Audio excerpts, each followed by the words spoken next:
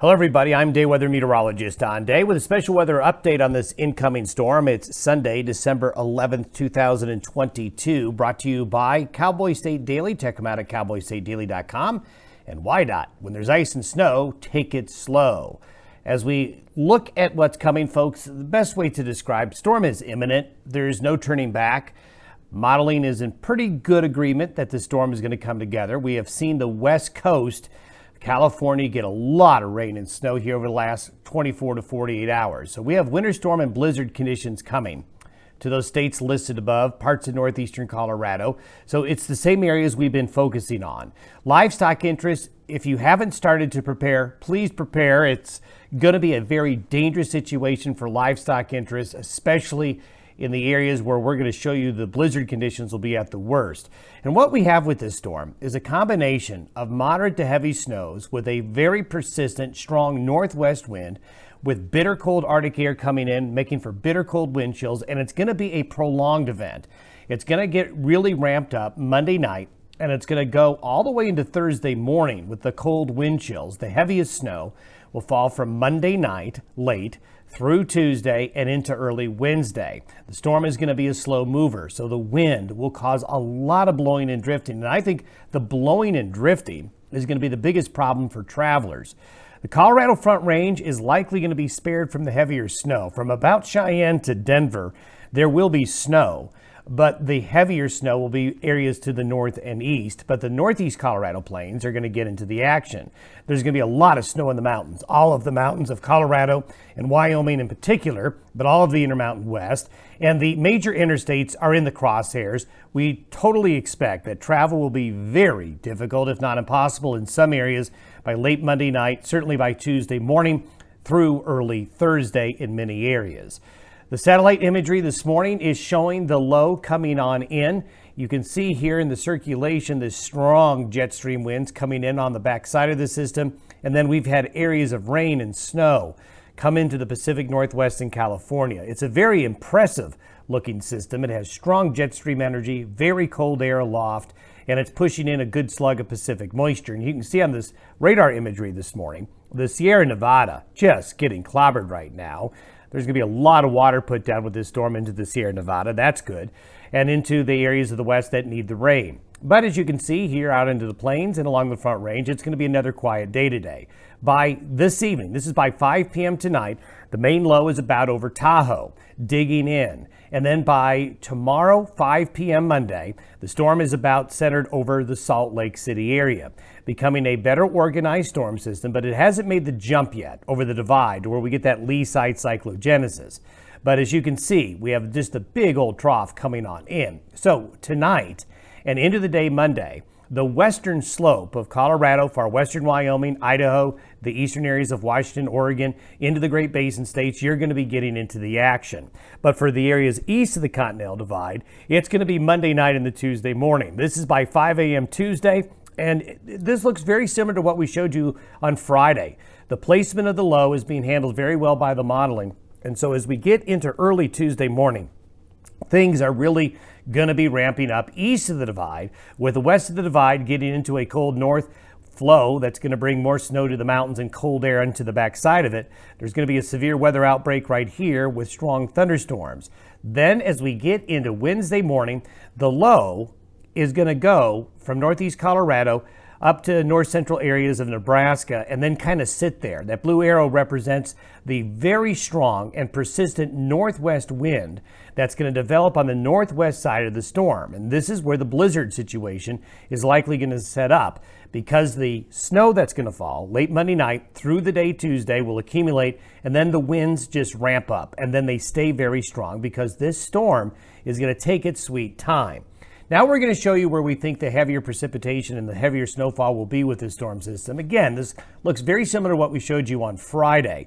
The Dakotas, Nebraska, southeastern Montana, a large part of Wyoming, and this northeastern areas of Colorado, and then northwest areas of Colorado here where the flow is really good, that northwest flow to bring heavier snow to the mountains, is where we're going to see the heavier precipitation. Now, I want to warn you, you got to take these maps with a little bit of a grain of salt in terms of the amounts, and we'll talk a little bit about that here in a minute. But you're going to notice a couple of things where there appear to be lighter areas of precipitation shown with other areas where there's heavier precipitation. And this is all terrain-induced. This is where you get downslope winds in some areas because of the terrain, where there's upslope areas that cause the heavier snow to fall.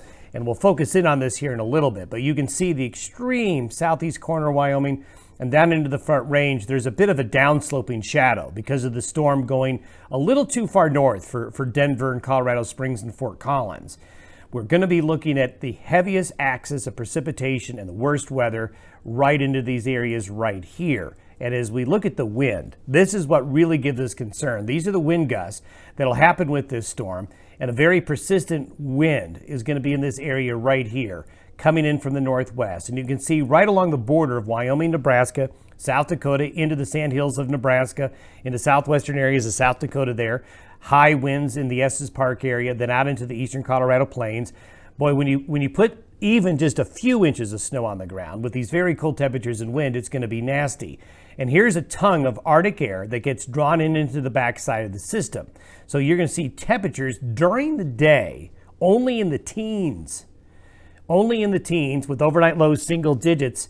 And then you put 40, 50 mile per hour winds on top of that, and you got yourself bitter cold sub-zero wind chills. These are the wind chills by early Wednesday morning. Now, just on top of the wind chills, there will be falling snow and winds of 30 to 40 to 50 miles an hour. So you can see why it's going to be a bad situation.